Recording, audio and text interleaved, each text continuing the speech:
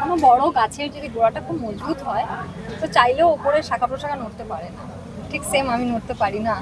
এত শক্ত মজবুত গোড়া যে আমার সোজা থাকতে বাধ্য আমি। প্রত্যেকে সাত্বিক, স্বস্তিক, গীতা, সংঘমিত্রা, সুপ্রিয়দা, অসীমদা, এই প্রত্যেকে এত সিরিয়াসলি কাজটা করেছে। তারপরে মেঘনা ভাস্বর একটা অসাধারণ চরিত্র করেছে। মেঘনা, ভাস্বর, জয়শ্রী, মানে প্রত্যেকে খুব সিরিয়াসলি কাজটা নিয়েছে এবং যদি কন্টেন্টটা একদম ডিফারেন্ট, তার ফলে ওরা আনন্দ করে কাজটা করে চলেছিল। জানি না 1 বছর পরে সেই একঘেয়েমিতে ভুগবে কিনা, যেটা সর্বনাশী জিনিস আমাদের মনুষ্য জীবনে, একঘেয়েমি।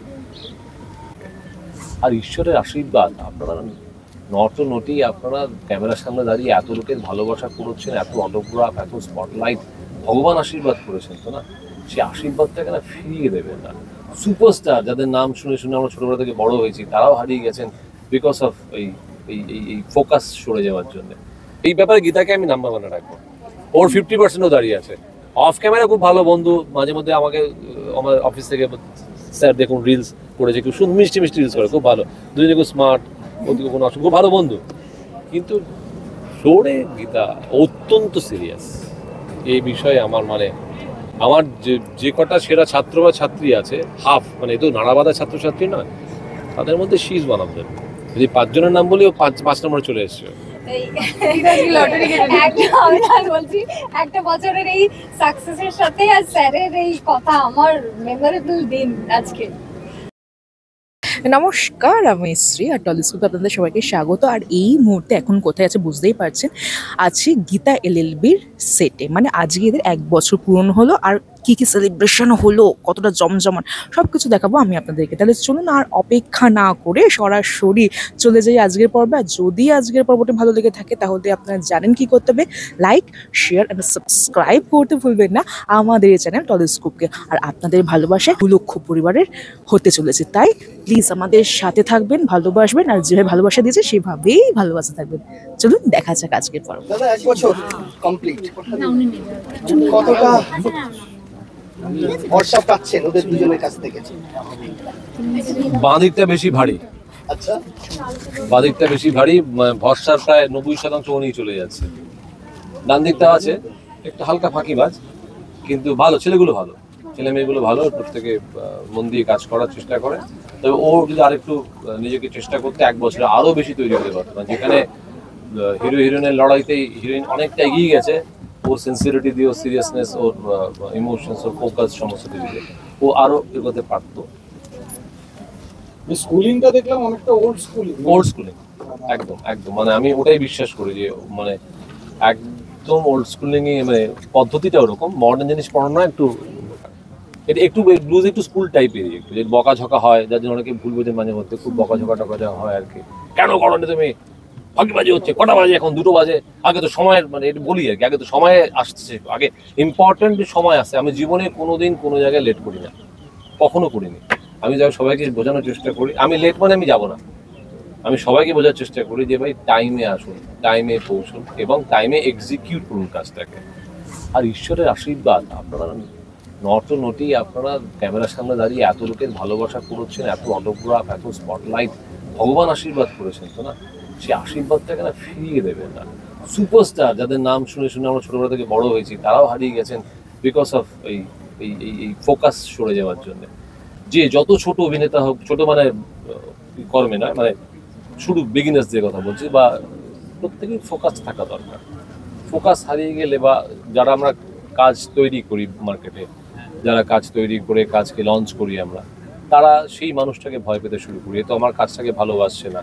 আপনারা আপনাদের ব্যক্তিগত পেশাগত জীবনেও দেখবেন যে আপনার কাজকে রেসপেক্ট করছেন, আপনারা নিশ্চয়ই তাকে রেসপেক্ট করবেন। It's very important. টেলিভিশনে টিআরপি একটা বিষয়, ভীষণ বড়, সেখানে আপনারা ফার্স্ট বয় অনেক সময় হচ্ছেন। হ্যাঁ, বেশিরভাগ গত 2 বছর ধরে যে কোনো শোতেই আমি মানে বেশিরভাগ সময় ফার্স্ট বয় থেকেছি, কিন্তু তবুই ফার্স্ট বয় টিআরপির থেকেও না বেশি প্রাধান্য দেই যে কাজটা কীভাবে করছি, কন্টেন্টটা কীভাবে ভাবছি, কাদের সাথে কাজ করছি, কাজের পরিবেশটা কী, এইগুলো ভীষণ ইম্পর্টেন্ট টিআরপির থেকেও।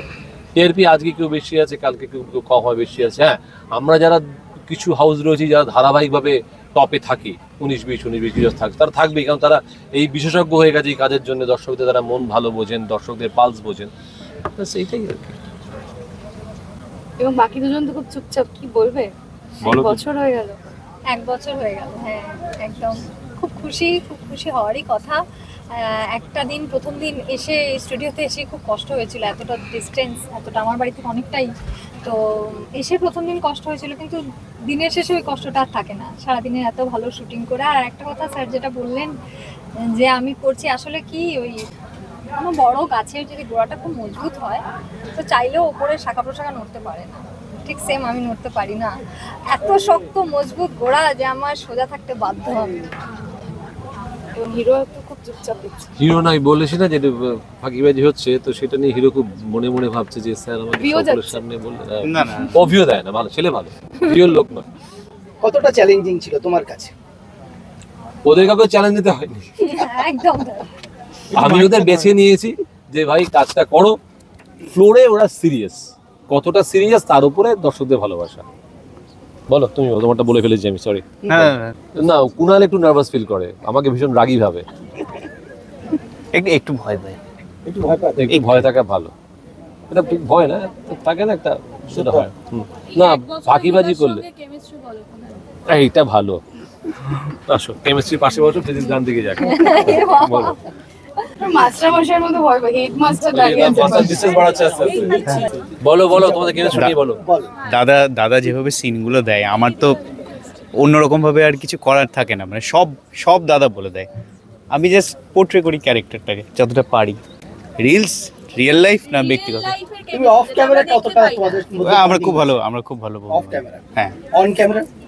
অন ক্যামেরা যেরকম সিন যায়, অন ক্যামেরা গীতা খেয়ে নেয়। গীতা এত সিরিয়াসলি, আমি দুজনের নাম বলছি না, এত সিরিয়াসলি এইভাবে ইনভলভড এই ইস্যুতে আর কেউ নেই। গীতা এই ব্যাপারে, গীতাকে আমি নাম্বার 1 রাখবো।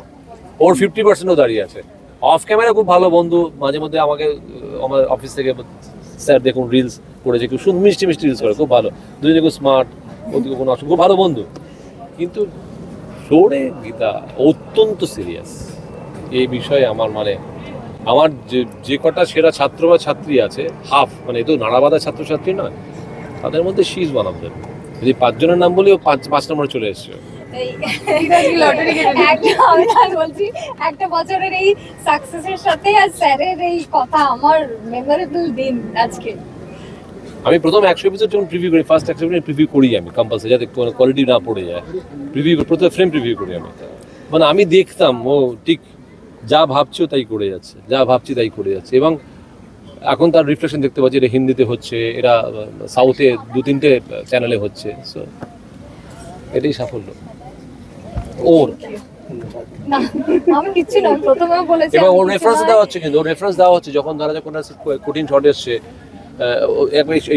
ওকে দেখো কি করছে, কারণ আমি অডিও দিই, হিন্দিতে আমি অডিও দিতে পারছি না, তো তখন কাকে অডিও দেবো, গীতাকে দেওয়া যায়। গীতা কি করেছিল এইটা রেফারেন্স করছে, কিন্তু সবাই মানে ইনিশিয়ালে রেফারেন্স আমরা নেয়, মানে আমি প্রত্যেকে বলেছেন পুরো শোটাকে দেখতে বলেছেন, সবাই মিলে প্রত্যেকে, সাত্বিক, স্বস্তিক, গীতা, সংঘমিত্রা, সুপ্রিয়দা, অসীমদা, এই প্রত্যেকে এত সিরিয়াসলি কাজটা করেছে। তারপরে মেঘনা ভাস্বর একটা অসাধারণ চরিত্র করেছে, মেঘনা, ভাস্বর, জয়শ্রী, মানে প্রত্যেকে খুব সিরিয়াসলি কাজটা নিয়েছে। এবং যদি কন্টেন্টটা একদম ডিফারেন্ট, তার ফলে ওরা আনন্দ করে কাজটা করে চলেছিল। জানি না 1 বছর পরে সেই একঘেয়েমিতে ভুগবে কিনা, যেটা সর্বনাশী জিনিস আমাদের মনুষ্য জীবনে, একঘেয়েমি। Thank you. আমাদের ভিডিও ভালো লাগলে লাইক এবং শেয়ার করুন, কমেন্ট সেকশনে গিয়ে জানান আপনাদের মতামত। কোথায় থেকে দেখছেন সেটাও আমাদের জানাবেন, তাহলে আমরা বুঝতে পারবো কত দূর আমরা পৌঁছতে পারলাম। আরও ভিডিও পেতে আমাদের চ্যানেলটি সাবস্ক্রাইব করুন এবং প্রতি মুহূর্তে আপডেট পেতে প্রেস করুন পাশে থাকা বেল আইকন।